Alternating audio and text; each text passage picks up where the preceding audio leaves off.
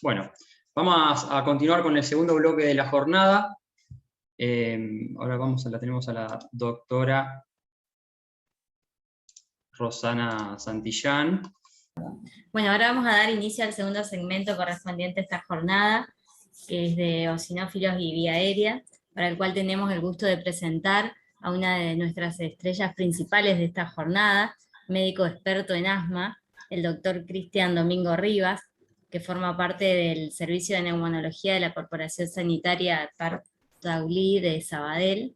Él es profesor de medicina de la Universidad Autónoma de Barcelona, editor también de la revista de Open Respiratory Medicine Journal, y ha publicado varios trabajos en los últimos años en relación al asma, posturas críticas y análisis de las últimas evidencias, así que tenemos el gusto de tener a alguien con experiencia internacional. Bueno, perdón. Bien. Bueno, ahora ya puedes poner la... Sí, el doctor obviamente nos mandó su charla grabada porque él está con otro curso horario, así que nos mandó su presentación. Vamos a dar lugar a su charla.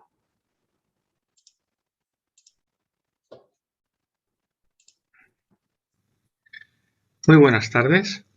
En primer lugar, querría agradecer al comité organizador la amabilidad de invitarme a participar en este evento. Siempre muy agradable estar con compañeros y amigos argentinos con los que poder compartir información, puntos de vista, formación en definitiva, sobre el tema que quizá más me ocupa en este momento desde hace ya más de 10 o 15 años, como es el asma grave.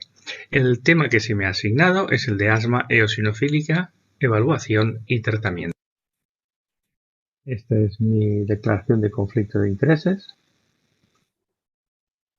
Este es el índice que vamos a seguir. Vamos a tratar tres aspectos. En primer lugar, la dimensión del problema. En segundo lugar, la fisiopatología. Y en tercer lugar, las opciones terapéuticas. Vamos a empezar hablando de la dimensión del problema. ¿A cuántos pacientes afecta? ¿Cuán relevante es el asma grave eosinofílica? Bueno, querría en primer lugar presentarle el resultado de dos estudios, el estudio Bravo 1 y Bravo 2, que presentamos en el Congreso de la Sociedad Europea de Neumología, la ERS, del año 2020. Para resumir estos dos estudios, en el Bravo 1 encontramos una prevalencia de asma en España del 5,5%. 7,7% de todos los asmáticos tenían asma grave. De estos pacientes con asma grave, el 81,2% tenían asma tipo 2. El 64% eran pacientes con asma no controlada, 31,2% asma corticodependiente y únicamente el 3,8% de estos pacientes estaban o seguían tratamiento con anticuerpos monoclonales, tratamientos biológicos.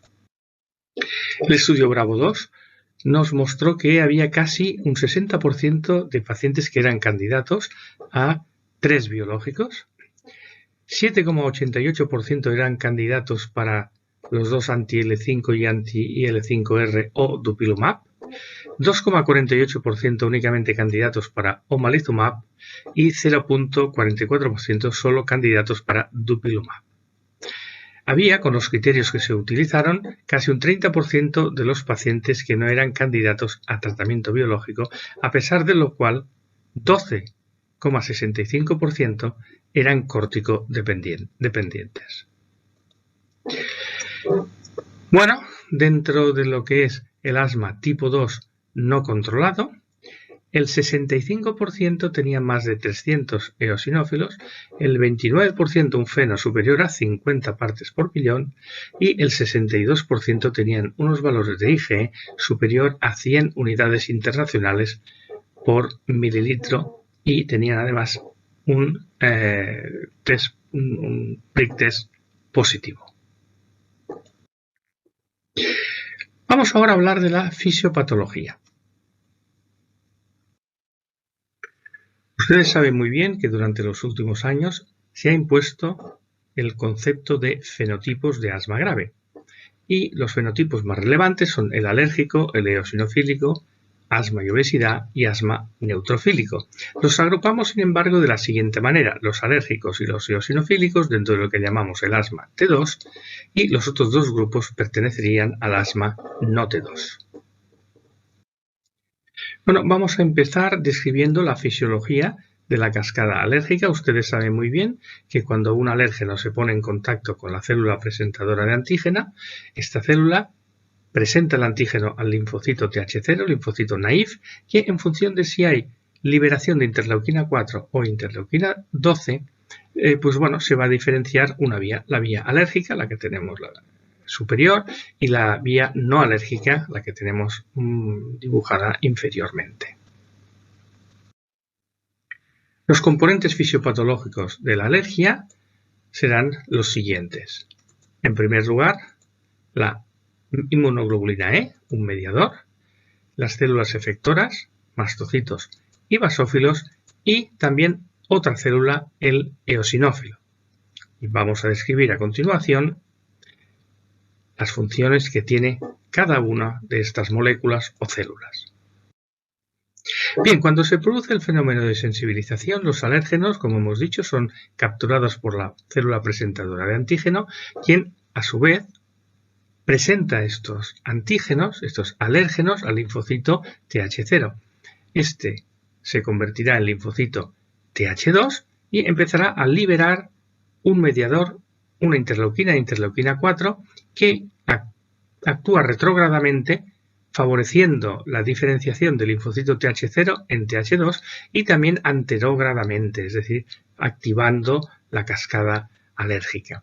Este linfocito TH2 presentará la información al linfocito B.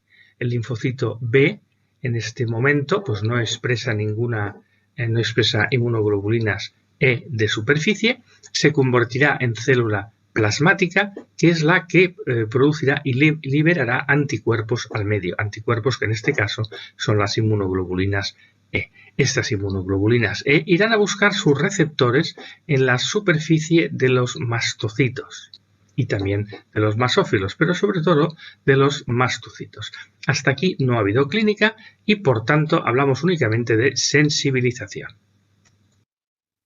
Bien, si persiste la presencia de estos alérgenos, vemos como aquí a la izquierda continuará activándose esta vía, pero a la derecha aparece en rojo otra vía. Estos alérgenos irán, algunos de ellos, a ser capturados por estas inmunoglobulinas E que ya están ancladas en los receptores de los mastocitos para capturar estos alérgenos. En ese momento, estas células se activan, se liberan mediadores, sobre todo la histamina, y empezará a haber sintomatología clínica. Esto es lo que llamamos la fase aguda o inmediata de la reacción alérgica.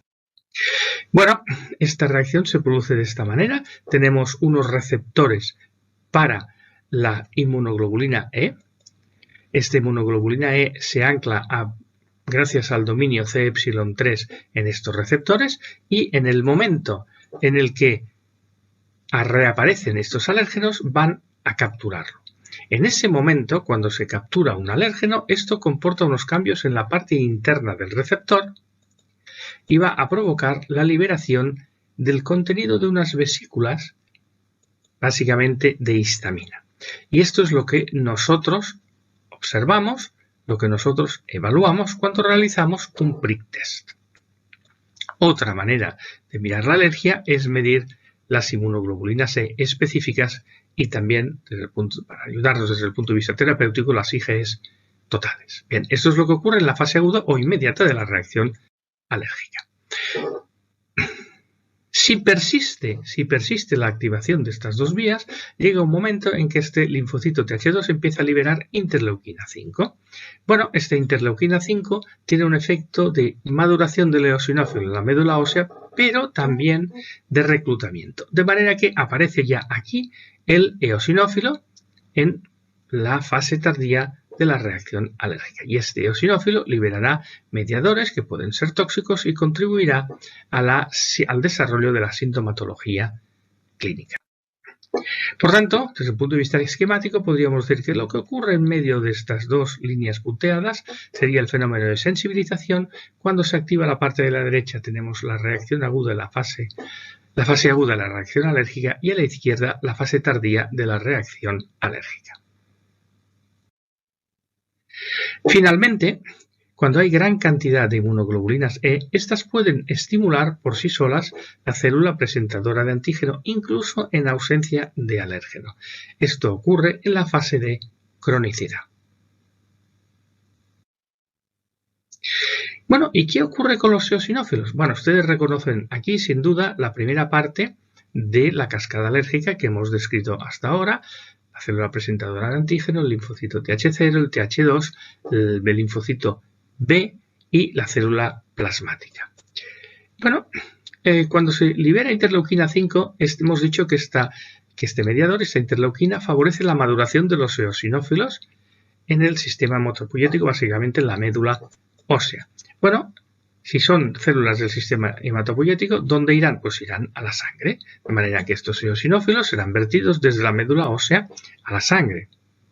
Y ahora tienen que pasar de la sangre al tejido, en este caso la mucosa bronquial. Y fíjense ustedes que tenemos aquí en azul representados unos receptores expresados por las células endoteliales, que son las llamadas VCAM-1, Vascular Cell Adhesion Molecules, moléculas de adhesión vascular, que son las que van a capturar estos eosinófilos y favorecer el tráfico hacia la mucosa bronquial. Bueno, la expresión de estas VCAM-1 se produce gracias a la presencia de interleuquina 4.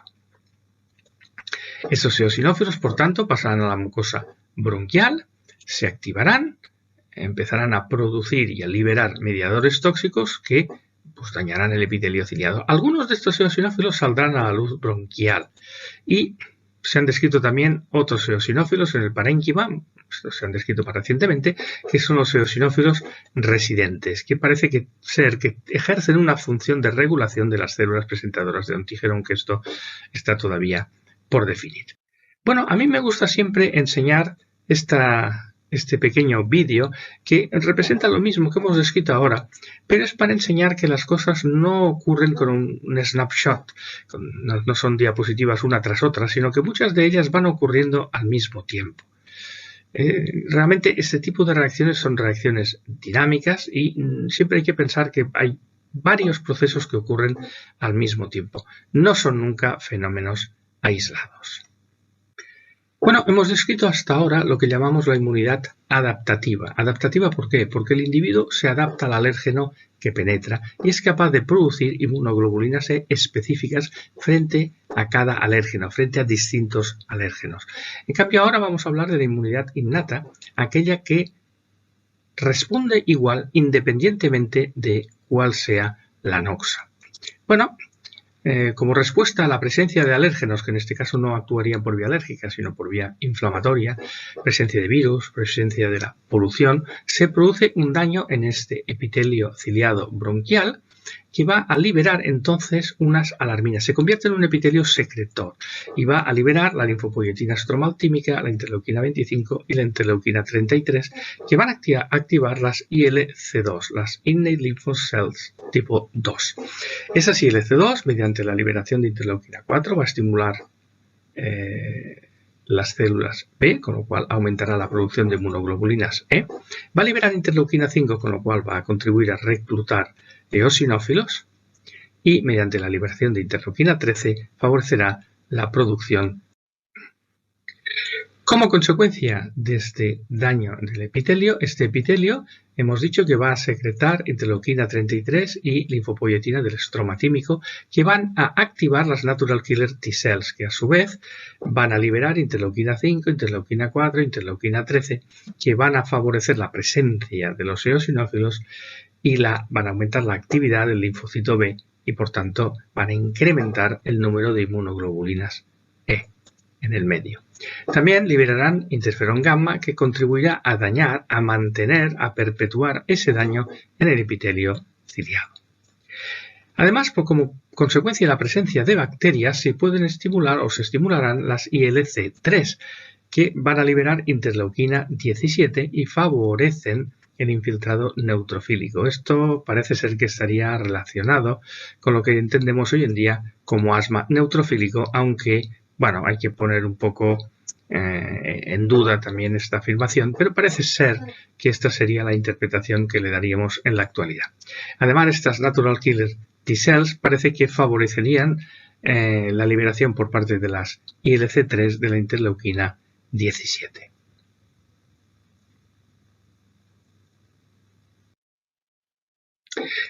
Bueno, si intentamos unir los dos aspectos, los dos brazos de la inmunidad innata y la adaptativa, ven aquí como tenemos, se produce la entrada de alérgenos que van a estimular la cascada alérgica, la célula presentadora de antígeno, linfocito TH0, linfocito TH2, y se va a empezar a producir los mediadores, las interleuquinas 4, 5 y 13. Bueno, como consecuencia de la presencia de interleuquina 4 se va a activar retrógradamente y anterogradamente esta vía, y las células B se van a convertir en células plasmáticas, se va a liberar inmunoglobulinas E al medio. Y estas inmunoglobulinas E, algunas de ellas van a unirse a los receptores que tienen en la membrana de superficie los mastocitos. Y estos mastocitos activados van a liberar también interleuquinas, sobre todo la interleuquina 5, y además otros mediadores que pueden dañar el epitelio ciliado. Además, si persiste la entrada de estos alérgenos, algunos irán directamente a ser capturados por estas inmunoglobulinas E que ya están ancladas en sus receptores, y otros alérgenos irán directamente a estimular las células B para aumentar la producción de inmunoglobulinas E. Bueno, como consecuencia de la presencia de interleuquina 5, habrá un mayor reclutamiento de eosinófilos, y por otro lado existirá también interleuquina 13 que favorecerá la presencia de la hipersecreción bronquial, la presencia de la producción de moco. Como consecuencia del daño que se produce en este epitelio se convierte en secretor, como hemos dicho, libera alarminas, y estas alarminas activan las natural killer T-cells y las ILC2. Bueno, estos dos tipos de células lo que van a hacer es aumentar la producción en el medio de las IL4, las IL5 y las IL13. Y fíjense ustedes que esta linfopoietina, el estromatímico, aparte de activar las células innatas, también tiene un efecto regulador sobre la célula dendrítica. Y así es como se conforma todo lo que nosotros entendemos como asma TH2, la parte de la izquierda, la que incluye la inmunidad adaptativa, y cuando ya incluimos la inmunidad innata, como incluye las células ILC2, juntamos las células ILC2, las TH2, hablamos de asma T2. Tenemos señalados aquí las células efectoras, como son las natural killer T-cells, los eosinófilos, mastocitos y basófilos. Bueno, vamos ahora a hablar, en función de lo que hemos dicho, de las opciones terapéuticas. En primer lugar, hablaremos de omalizumab en los pacientes alérgicos con gran cantidad de eosinófilos. Hablaremos del estudio extra de Nick Hanania. Es un estudio en el cual se demostró que aquellos pacientes alérgicos que tenían mayor expresión de biomarcadores son los que respondían mejor al tratamiento con omalizumab, y aquellos que tenían más de 260 eosinófilos respondían mejor. Luego se publicó el estudio Stellar, que demostró una excelente respuesta. Fíjense ustedes, la población de pacientes respondedores oscilaba entre el 55 y el 65%, y realmente no se veía afectado por el número de eosinófilos que tenían estos pacientes en sangre periférica. Y finalmente los estudios de Tom Casale, en el cual los pacientes que tenían mayor número de eosinófilos eran aquellos que tenían una mayor reducción de las exacerbaciones. Esto se ve representado también claramente aquí: más de 200, más de 300, más de 400, y este grupo era el que tenía una mayor reducción de exacerbaciones. Y a la derecha tenemos un dibujo de un modelo matemático a partir de estos estudios, en los cuales se ve en rojo que aquellos pacientes que reciben tratamiento son los que tienen menos exacerbaciones cuanto mayor es el número de eosinófilos. En azul tendríamos representado lo que son los pacientes que reciben placebo. Y bueno, ¿y esto por qué es? Bueno, uno debe plantearse quién libera la interleuquina 5, que es la que favorece la presencia de eosinófilos. Pues bueno, ya hemos visto que los linfocitos T2 liberan interleuquina 5, los eosinófilos activados liberan interleuquina 5 y también los mastocitos activados, que son las células que mayor cantidad de interleuquina 5 liberan al medio. En este estudio, cuyo primer autor es Ian Pavor, es el estudio DREAM, se observó ya que los pacientes que recibían tratamiento con distintas dosis de mepolizumab mostraban una disminución casi inmediata del número de eosinófilos, tanto en sangre periférica a la izquierda como en esputo inducido. El bloqueo de la interleuquina 5 disminuye, por tanto, el número de eosinófilos. Y aquí tenemos representada una figura muy similar en la cual los pacientes que recibían una antiinterleuquina 5 mostraban un descenso progresivo de las exacerbaciones y cuanto mayor era el número de eosinófilos, mejor era la respuesta. Bueno, ¿qué ocurre cuando nosotros administramos omalizumab? Bien, aquí tenemos representado cuando no hay omalizumab, tenemos IgEs libres. Cuando nosotros administramos omalizumab, se bloquean estas IgEs libres y ya no pueden unirse a sus receptores. Por tanto, no se activa la cascada alérgica. Bueno, cuando nosotros actuamos directamente sobre la interleuquina 5, tenemos mepo y reslizumab, que son fármacos directamente anti-interleuquina 5, y para actuar directamente sobre el eosinófilo tenemos un efecto tóxico directo sobre el eosinófilo, tenemos el benralizumab. Y finalmente aquí tenemos representado, como hemos dicho antes, el omalizumab, que bloquea las IgEs libres y por tanto inactiva la cascada alérgica. Bueno, cuando nosotros damos dupilumab, bloqueamos la interleuquina 4 y la 13, que aquí pues no está representada, y dupilumab bloquea retrógradamente y anterógradamente esta cascada. Bueno, el bloqueo de la interleuquina 4 ejerce varios efectos sobre los eosinófilos. En primer lugar, disminuye la liberación de interleuquina 5, disminuye el efecto de las ILC2 y disminuye la liberación también de eotaxina 3. Y recuerdan ustedes esta imagen en la cual se producía la expresión de estas BCAM-1 por parte del endotelio vascular como consecuencia del efecto de la estimulación de la interleuquina 4. Bueno, reconocen ustedes esta imagen, así es como se produce en la producción y el paso a la sangre y después al tejido de los eosinófilos, y esto ocurre como consecuencia de la presencia de interleuquina 4. Si nosotros bloqueamos esta interleuquina 4, no va a haber expresión de estas BCAM-1 y por tanto, ¿qué va a ocurrir? Pues los eosinófilos se van a quedar en el torrente vascular. Si nosotros tenemos presencia de interleuquina 5, esta interleuquina 5 va a favorecer el paso del eosinófilo desde el torrente vascular hasta la mucosa bronquial. Y en algunos casos también saldrán a la luz bronquial. Si nosotros disminuimos la concentración de interleuquina 5 como consecuencia del efecto del bloqueo de la interleuquina 4, ¿qué va a ocurrir? Bueno, pues estos eosinófilos van a quedarse en el torrente vascular y no van a salir a la mucosa bronquial. Por tanto, el efecto que ejerce dupilumab es el siguiente. Ustedes reconocen esta imagen porque la hemos descrito previamente. Tenemos aquí a la izquierda la inmunidad adaptativa, la cascada alérgica. Tenemos la producción de interleuquina 4, interleuquina 5, interleuquina 13 y los eosinófilos. Y a la derecha la inmunidad adaptativa.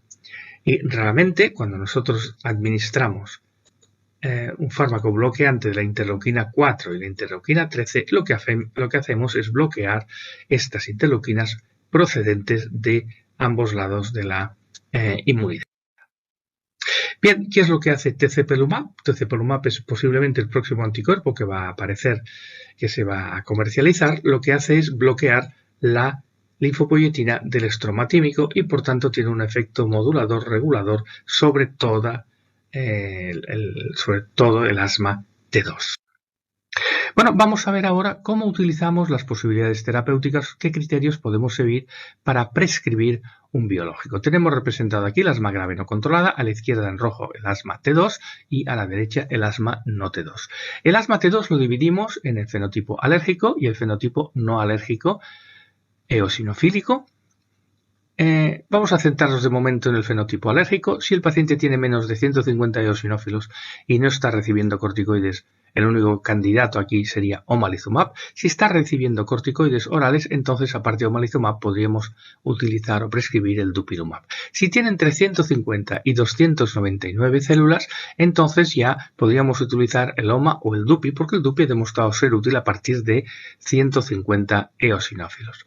Si el paciente tiene más de 300 eosinófilos, podemos utilizar indistintamente OMA y dupi, y si no se controla con uno, podemos cambiar. Sin embargo, si no se controla con ninguno de los dos, teniendo en cuenta que tiene más de 300 eosinófilos, entonces podemos utilizar un anti-IL-5.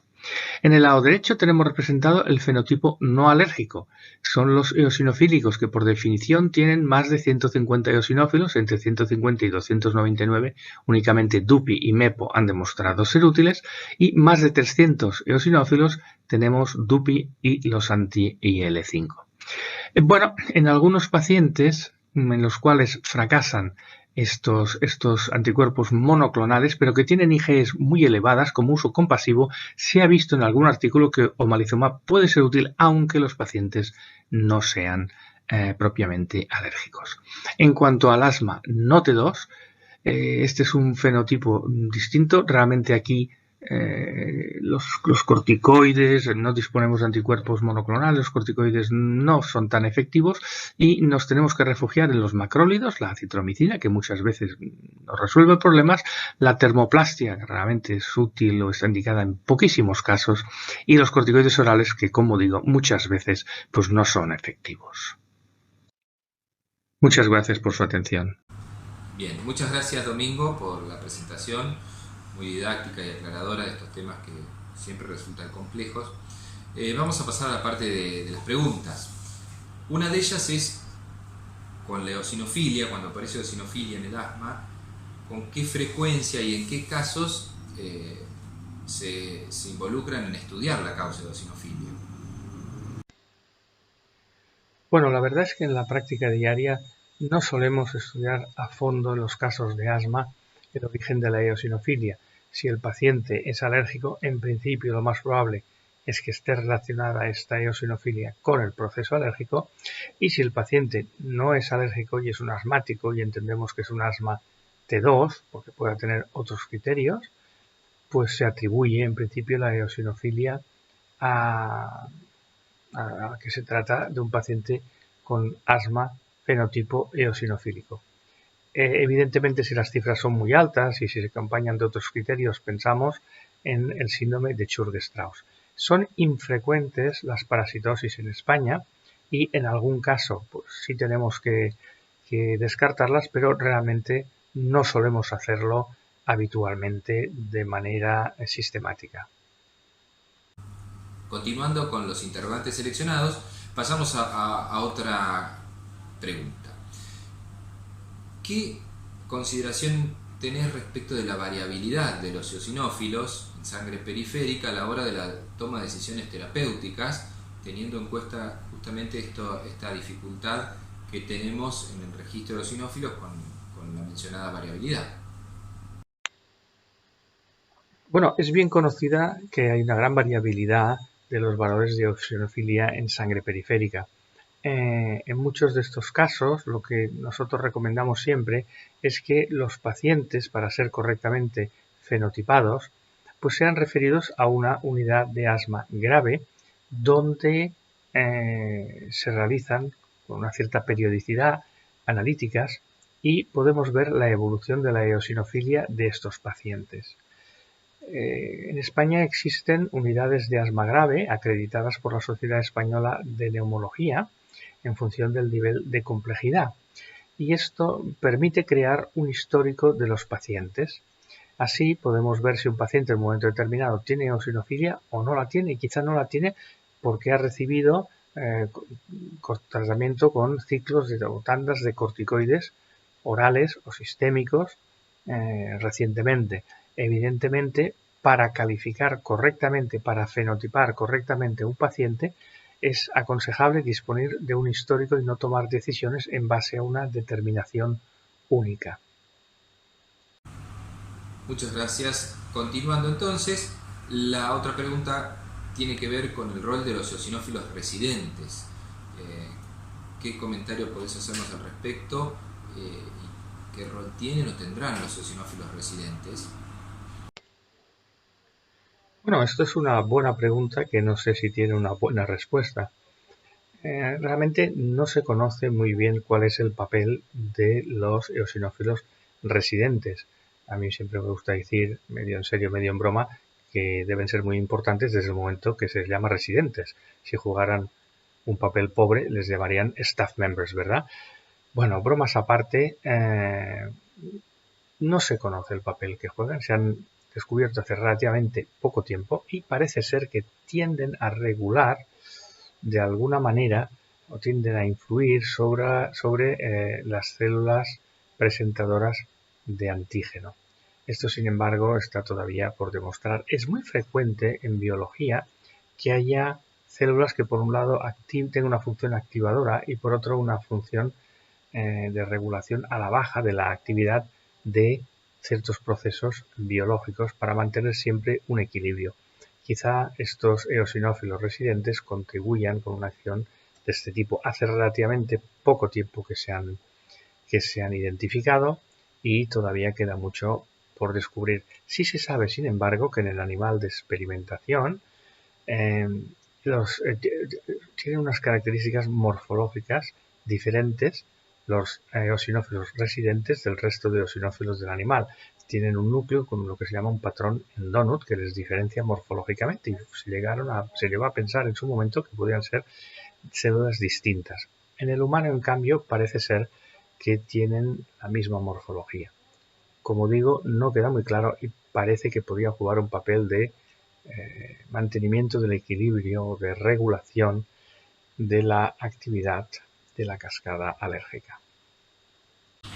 Bien, una de las preguntas también que nos han aportado tiene que ver con el mecanismo del tratamiento anti-L5, si tenés alguna determinación que haga dirigir un rol específico para cada uno de los agentes biológicos anti-L5. Bueno, esta es también una pregunta difícil de contestar. Quizá otra manera de formularla sería preguntar qué criterios tenemos para indicar un anticuerpo con efecto anti-L5 o efecto anti-eosinófilo en un paciente determinado. Bueno, en lo que a número de eosinófilos se refiere, podemos decir que a partir de 400 podemos indicar reslizumab, benralizumab y también mepolizumab. Pero reslizumab tiene la limitación de que los estudios se han realizado con pacientes con más de 400 eosinófilos. Para pacientes con más de 300 podemos utilizar el benra o mepolizumab y para pacientes entre 150 y 300 eosinófilos únicamente mepolizumab tiene en principio la recomendación aceptada por las agencias reguladoras. Bueno, recientemente mepolizumab ha obtenido la aceptación por parte de la FDA y también está en vías de que se acepte por parte de la EMA, la Agencia Europea del Medicamento, su indicación para síndrome de Churg-Strauss, síndrome hipereosinofílico y poliposis nasal. Para las poliposis seguramente es de esperar que también obtenga la indicación tanto dupilumab como benralizumab. De hecho, tienen estudios con excelentes resultados. El grupo de Gerbaer ha publicado desde hace ya tiempo resultados muy favorables de tratamiento de la poliposis rinosinusal o de la rinosinusitis crónica con poliposis con dupilumab. En cuanto a los pacientes estándar que vemos, con más de 300 eosinófilos, sin comorbilidad, bueno, uno tendrá que decidir en base a si quiere ver al paciente con más frecuencia, entonces pues la indicación de mepolizumab sería seguramente más acertada, puesto que es mensual. En cambio, si uno prefiere que el paciente venga menos al hospital, pues puede preferir tratar al paciente con benralizumab y que es una administración bimensual. Aquí hay pequeñas limitaciones. En principio los fármacos se toleran todos muy bien y hay pequeñas limitaciones que ya depende un poco del hábitat en el que se mueve cada uno, de la disposición que tiene, de los precios, de la experiencia y también de la seguridad.